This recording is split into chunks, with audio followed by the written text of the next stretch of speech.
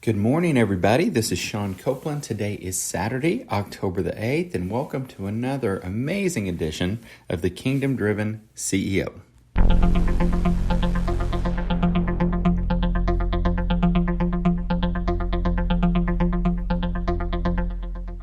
So, guys, it's a big weekend. OU's playing Texas. Oklahoma State is playing Texas Tech. We got to be strong for our state. I'm nervous, but I'm excited. I'm so happy that you guys are with us. Today we're going to talk about 7 ways to create a great culture. Okay, and I'm going to get back to that, but I'm going to tell you a really quick story about how you never know when you're having an impact on somebody.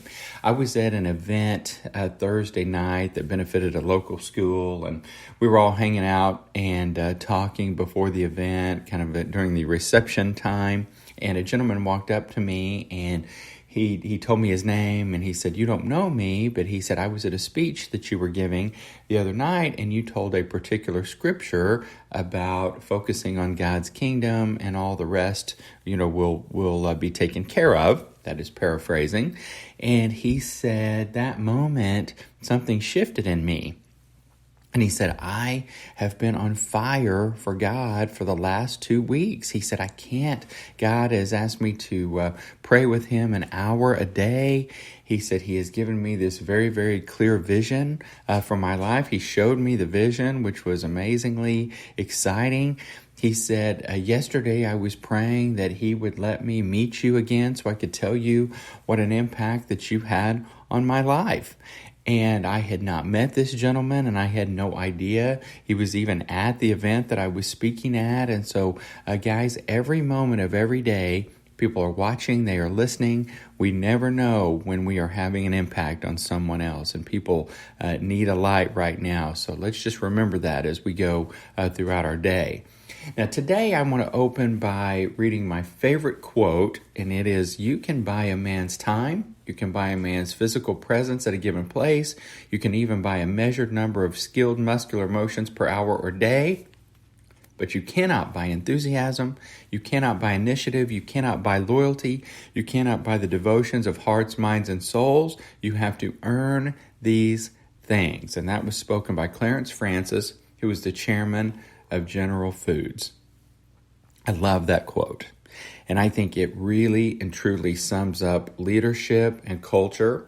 And the reason I'm going to talk a little bit about culture today is I get asked all the time, daily, multiple times a day, what do we do at our bank? What do we do at Regent Bank? Because it feels so different, and people's lives are changed, and people enjoy where they work, and they treat the clients better, and therefore we have pretty amazing financial results. And so I'm just going to tell you the secrets today. So I'm going to tell you 7 ways that we can create a great culture, and I'm just going to jump in. Number 1 is you have to lead with love, okay? Every executive needs to know every one of their employees. The CEO needs to know every employee. They need to know that you love them. They need to know that you know them. They need to know that you want them to grow. They need to know that you give them correction and accountability because you want them to grow and because you love them. And you need to have a very intimate relationship in a positive way with every single employee. If you don't know things about your employee, their family, what's going on in their lives, what's important to them, you're not truly leading with love. We have found that maximum productivity comes from a supportive and loving environment, a high degree of autonomy in decision-making, and a high degree of accountability for outcomes. And so we do this by just publicizing everybody's performance. We don't really manage people, or we don't really get on them. We just kind of celebrate the ones that are doing the best, and it's amazing how everybody else really, really wants to be at the top of the board and not at the bottom. So number 1, you got to lead with love. Number 2, this is pretty radical, but complete transparency. So we have complete financial and strategic transparency with our employees. in our monthly employee meeting, we share everything with them. How are our numbers? And our numbers have been down the last couple of months a little bit. Things are a little bit slower now because of the drastic increase in interest rates, and our mortgage division is slower, and we're not doing quite as many SBA loans, and so it's been down a little bit. Well, one, we're not going to overreact and panic, and number two, we're just going to be honest and tell everybody, hey, we're trying to cut back on some expenses. We're trying to be very careful. We want to meet our budget numbers, and it's a little bit tougher right now. So we're super financially transparent. We're also strategically transparent, meaning these are the things we're working on right now. We utilize an operating system called Traction. And every quarter, we have up to 7 strategic priorities that we are working on. We share those with everybody. We tell them who's working on what. If you have any ideas or can help, contact this person. And so they always know what is going on. And then I give them real-time updates every Tuesday in a Tuesday talk that lasts about 20 minutes total. And about 5 of that is a leadership or personal development tip at the end. So complete transparency. Number 3, lead by listening. So you have to get constant employee feedback. My goal is to meet with every new employee after they've been at the bank for 90 days to ask them to tell me their story, ask them if we are living our core values, which we'll talk about later, and ask them if there's something better that we can do. Is there something we can be improving on or doing a better job at? It is awesome. They have regular coffees with our HR director where he gets ongoing feedback. We have regular corporate culture surveys twice a year where we get anonymous feedback from our employees. And we created a senior management team, which is really kind of our middle management, so that I can hear directly from them on how things are going on the front lines. Number 4, we want to lead generously. So we try to be very generous with our employees, clients, and our communities. And just here's a few quick ideas. For our employees, every time we grow a certain amount, they get a cash bonus. They get flowers when they join the bank. At home, they get unlimited access to the snack drawer without putting dollars in a styrofoam cup. We have an employee benevolence fund to help them if they have a tough time in their life, get grants. We have birthday and anniversary gifts. They get a 5-year sabbatical. Every time when they've been with us for 5 years, they get extra vacation that year. We have a Regent Star Award. And with our clients, we have tons of free events. VIP events, information sharing. We have a Regent Investment Club where they can do private equity investments. We have Regent Elite, which is kind of a special training just for our best clients. For our community, we also do tons of stuff. We have community service goals every month. We have nonprofit leadership series. It's free. Executive luncheon series. It's free. Faith in Business series. It's free. Kingdom at Work, where we try to bring God into their businesses, and we're on numerous nonprofit boards, so we try to be super generous. Then we lead with core values. So we think core values can really be a differentiator. We pick them by looking at our best employees and saying, what is it that makes them so spectacular? And that is how we set our 7 core values. We integrate them heavily into the business. We hire with them. We promote with them. We talk about them in employee meetings. We give rewards based upon them.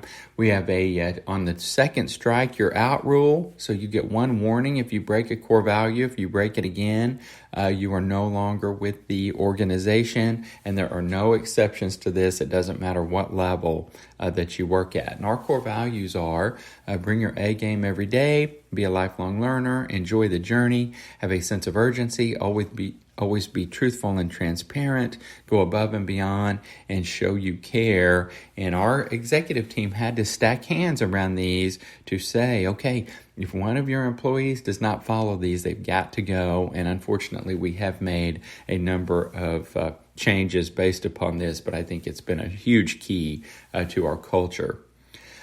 We lead with improvement.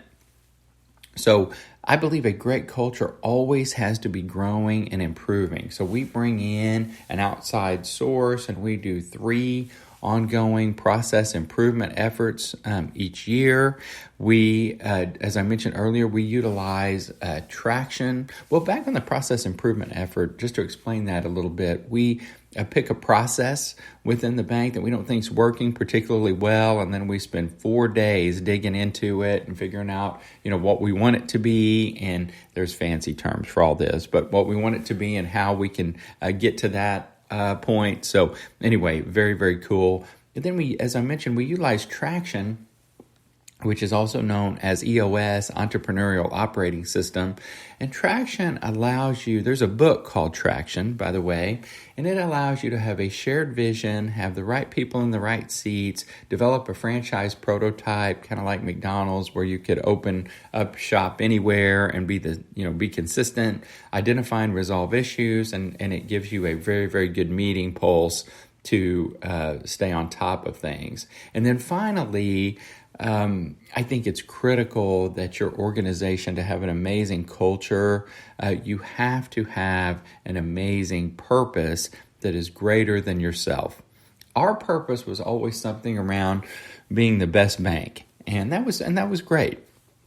Provide the best service, provide a great return to our shareholders, all those types of things which are critical. And I know you all know this, but I want to stress that you have to run a good business. We talk on here a lot about having a kingdom business and a 94X business, and that is very important, but you cannot do that if you don't have a business, and you cannot have a business if you're not successful financially. So we have to do all the blocking and tackling and run a great business. I'm just saying that you can do that and have a great culture. It is possible. So I began to pray about our purpose as an organization, and our purpose, our executive team voted unanimously to approve this as our purpose: to show God's love to our employees, clients, and communities. Excuse me, let me repeat that. To show God's love to our employees, clients, and communities. And we do that in many, many ways. First of all, we just preach it day after day after day. Every contact, every phone call, every email, every conversation, we have to show God's love. To a vendor, we have to show God's love. But then we have a daily devotional, which you're all invited to join, by the way. It's every day, 888-630-4807. It's at 8:17 a.m. So we invite our employees in for that. We have faith in business events where business people share their testimony. We have a prayer team where there's a number of us that stop and pray for anyone that is needing prayer, both inside or outside the bank. So if any of you need prayer and you don't have a local church or someone to pray for you, just email us at prayerteam@regent.bank. Prayer team is all one word, and we will pray for you as well. We close our meetings in prayer. We have prayer groups. I mean, it is very extensive. I can honestly talk for 15 minutes here just about that, but I don't want to keep you on here all day. So at the end of the day, here's what I believe. We can have an amazing culture where we also have amazing results. And to have an amazing culture, I believe here are the steps.